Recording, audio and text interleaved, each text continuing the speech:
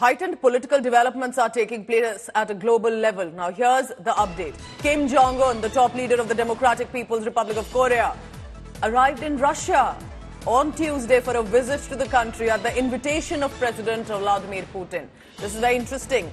That Korean leader, the topmost authority of Korea, a country that has lived in extreme secrecy as well, Kim Jong Un arriving in Russia for a visit to the country. Now, we're being told that it has a lot to do with the ongoing Russia-Ukraine war. Could Korea be supplying weapons, arms and ammunition further to help Russia against Ukraine? Could that be a possibility? That means it will be a direct standoff between Korea and the Western nations.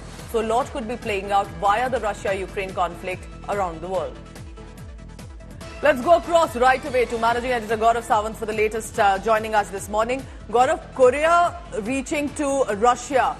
Can we say this is as much possible about the help being provided to Russia and that against Ukraine? How does that play out then globally, Gaurav?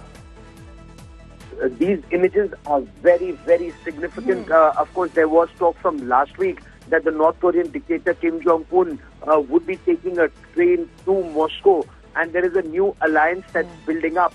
This is North Korea, China, Iran and Russia. It's a new axis that's coming up and they're increasingly talking about North Korea providing not just unmanned combat aerial vehicles but also longer range missiles to Russia. How will those weapons be transported? How will they be provided? What all material will North Korea provide?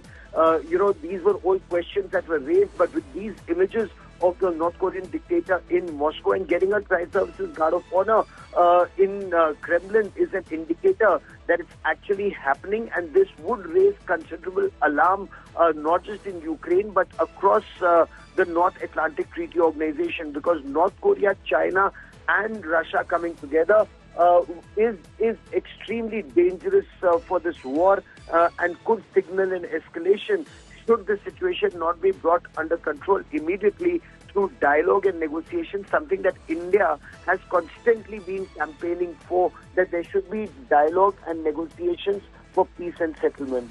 Interesting. Gaurav, thank you so much for putting it in perspective, helping us understand what precisely could be the next step.